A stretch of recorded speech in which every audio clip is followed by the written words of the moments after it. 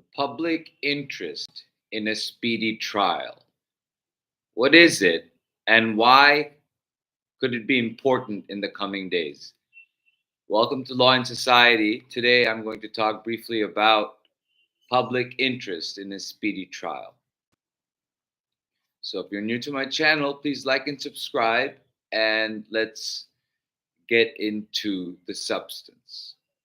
So the reason why I wanted to bring up and talk briefly about the public interest in a speedy trial is because Jack Smith has said it many times over the course of the immunity appeal and any of the delays that Donald Trump has put up in the DC criminal conspiracy case.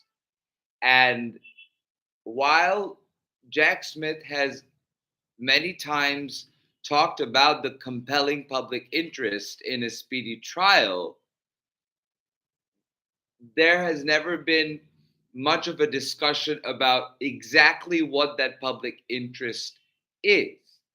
And in the latest uh, Supreme Court filing on this immunity appeal, Donald Trump's attorneys bring that up and talk about how Jack Smith talks about a public interest in a speedy trial, but doesn't go into the specifics of it. It kind of stuck out to me because it's one of the issues that, while the DC Circuit talked about the public interest and referred to the cases and all of that in their opinion, there wasn't much of a discussion in the oral arguments, and there wasn't much of sort of parsing through what public interest in a speedy trial means in the DC Circuit. And so I believe that if the Supreme Court is to take, is to accept Jack Smith's request of, if they don't deny the stay, to it being fast tracked into an appeal. So they would want to hear why it should be why Donald Trump does not have immunity from criminal prosecution, and they would be able to determine that issue so the underlying criminal case for criminal conspiracy can go forward. So in that, I have a feeling that should they take that appeal and fast track, one of the questions that one of the justices will ask, or more than one, will be, what is this public interest in a speedy trial? And why is it important? Why is it important that we pay attention to that? So the public interest is vindicated, first of all, by the state. So the state is suing, or the state is indicting in this case, for the people, okay? Because there's a violation of criminal law that Congress, that is a representative of the people, has passed and the president has signed into law. So now the public interest is represented by the state, that this vested interest in seeing that cases are resolved in a timely manner and that there is an equal administration of the law. So one of the first things about why it should be resolved in a timely manner is, quite simply put, the taxpayer's expense. The taxpayer's expense in the judicial costs and the prosecutorial costs. And the longer it goes on, the more it is delayed and the more it is heard in the courts, the more expensive that process becomes. And over time, it has an encumbering impact on the criminal justice system. And that is ever more true for Donald Trump and all of his criminal justice cases and even his civil cases, that the courts are being clogged by Donald Trump's frivolous appeals and his various other court antics that has delayed the process of criminal prosecution in any way that he can, all the way from the special master in the Mar-a-Lago case to this particular immunity appeal in this criminal conspiracy case. So it is important because at the end of the day, the public, the taxpayer, is paying the judicial costs and the prosecutorial costs of keeping this prosecution going longer than it has to. The second reason why the public interest has an interest in a speedy trial is because of recollection of witnesses. The longer the case goes on, the more likely it becomes that witnesses will fade, their memories will fade on exactly what happened and what was said, and that has a, a, a, a a bad impact on the administration of justice and you know the public knowing the truth, and therefore justice uh, be administered on the guilty and innocents not be uh, not be harmed.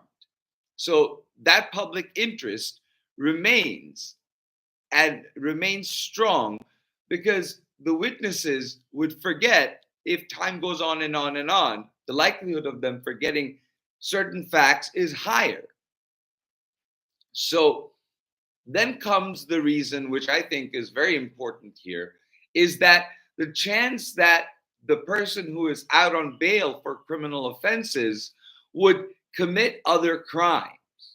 So we have seen Donald Trump intimidate witnesses through social media. We've seen Donald Trump go after judges and attack judges, so much so that people started sending these judges death threats. And those constitute crimes, according to many legal experts. And the fact that Donald Trump continues to poison the pool, the public perception of the truth by trying to litigate the case in a court of public opinion where facts and evidence as presented in a court of law is not seen, but Donald Trump's lies are repeated over and over again. So it's important in not rewriting history for there to be a timely, speedy trial so the public gets to know the truth of the matter and justice may be served. Because otherwise, what is the point of the criminal justice system? What is the point of the force of the deterring and rehabilitating aspects of criminal law? Criminal law is about deterrence of crime, so that crime may not be committed more frequently because of the severity of the punishment and because of the rehabilitative capacity of that crime, which I would venture to guess would not work for Donald Trump, but that the purpose of criminal law to maintain order and peace and liberty for the public is to both have the deterrent impact and the rehabilitative impact of criminal law be brought down in a timely manner so that the defendant may not backlog the judiciary, may not keep taking the public's money in litigating that issue over months and months and months, so it doesn't compromise the recollection of witnesses and the chance that there might be plea bargains and other inequitable administrations of justice as time goes on. So there are there are many reasons for which there's a public interest in a speedy trial. And I would be very interested in hearing what those are when they come up. I do believe that they will come up if the Supreme Court hears oral arguments on the immunity issue.